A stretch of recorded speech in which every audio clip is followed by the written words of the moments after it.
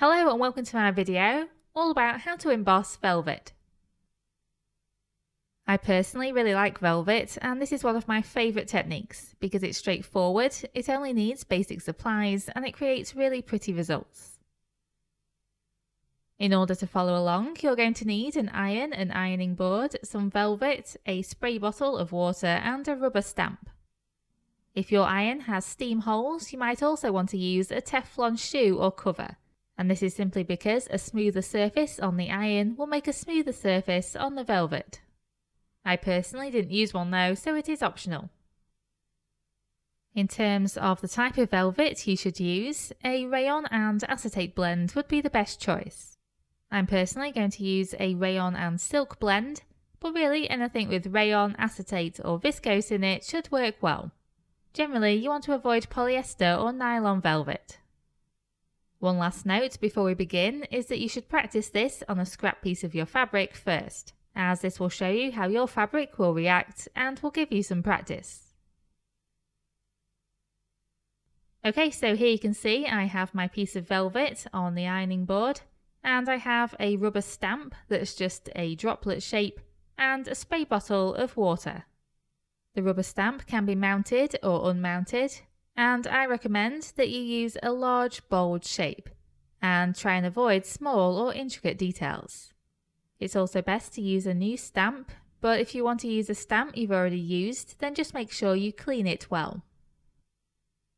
Right, so first make sure your iron is on a setting that suits your fabric. I used the lowest heat setting.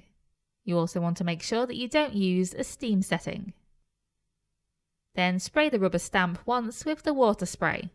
I also like to use my finger to spread the water around, but I'm not entirely sure if that makes a difference.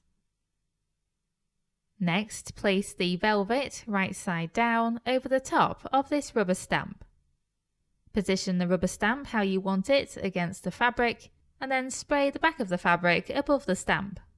Just one spray will do. Then press the iron down on top of the stamp, like so, and keep it there, flat and still, for about 10 seconds.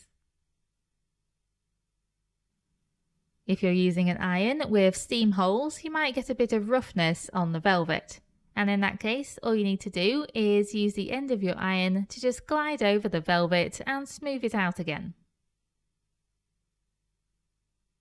Because I'm creating a bold shape, I definitely want the edges to be crisp. So to do this, I'm just slightly tilting the iron over the edges and focusing the heat on the edges for a few seconds all the way around. Once you can see the imprint of the stamp on the back of the fabric quite well, it might be time to then peel off the velvet and see if the embossing has worked. So just lift up the fabric, and if it has worked, you should see a nice crisp shape that shimmers in the light. If it hasn't worked, then you'll just need to press with an iron for more time. And that's it, that's how you emboss velvet with a rubber stamp. And I'm now just going to quickly repeat that process. Note that you should always be aware of where your iron is when you're doing this, because it's very easy to touch the iron onto another part of the velvet and make a permanent mark that you don't want. You also don't want to press the velvet onto the mounting block, because that will do the same thing.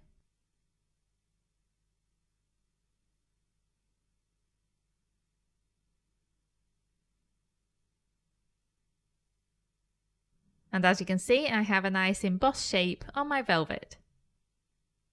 Technically, it's actually debossing because you're pressing the stamp into the fabric, but most people would recognize it as embossing. I then repeated this process all over the fabric. As you can see, the shapes really catch the light, and I just love this effect.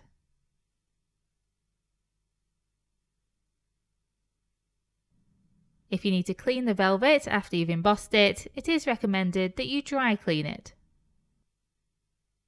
And here you can see where I tried to use a smaller and more detailed stamp on some velvet, and it just didn't come out so well. It's definitely better to use a larger, more solid shape. And that's it, that's how you do this embossing technique. I really hope you found this useful and thank you very much for watching.